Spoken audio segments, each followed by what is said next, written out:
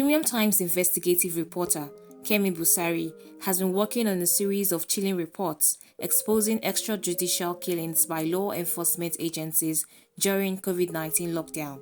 I'm sure you're curious to know his experience while on the field. Let's hear from him.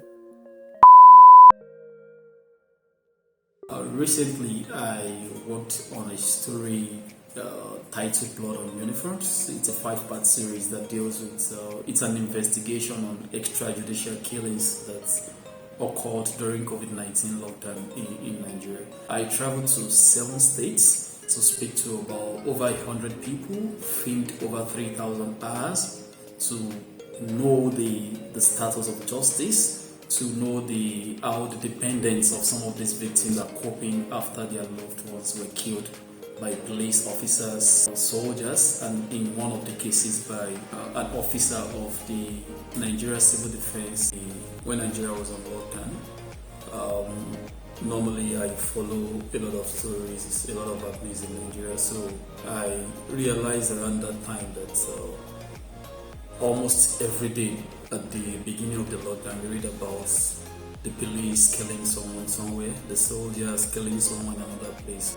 I met a lot of very sad people. When I say sad, I mean sad in the real sense of it.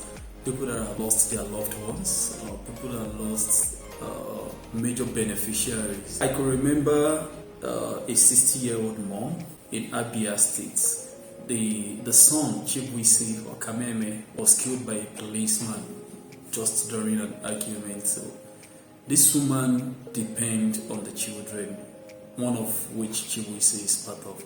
Chibwisi has already came up with a plan to build a house for this mom, and he was just killed like that, just killed by a police officer.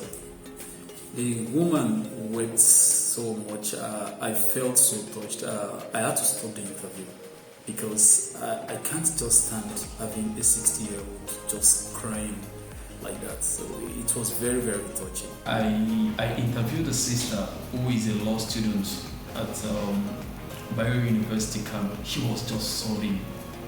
I also had to stop the interview because I couldn't take it. It was so emotional. So I had a lot of very, very, very, very, very sad stories on the field. First and foremost, I would like my story to address this lacuna. Our police officers need to know the rules of engagement. And secondly, and most importantly, talking about the assailants, the perpetrators of these killings, I would like that they be brought to justice. I tracked 18 cases, and out of the 18, only 2 of the officers involved were arrested and dismissed from the force. The remaining 16 cases, most of these officers are still in police uniform. They are still in soldier uniform, still walking around, still being paid by taxpayers' money, probably paid by some of the families of the victims. This is like the highest point of injustice. I would like that the families have some level of assistance, probably in form of compensation.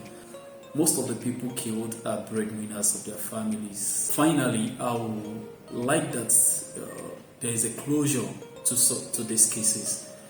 We realize that most of these victims are not buried yet, just because either the police is holding on to their corpse or there's a court case somewhere. There's almost nothing anyone can do to bring back the dead, but at least seeing the grave and probably visiting sometime could bring some sort of repose to some sort of succor to the families of the victims.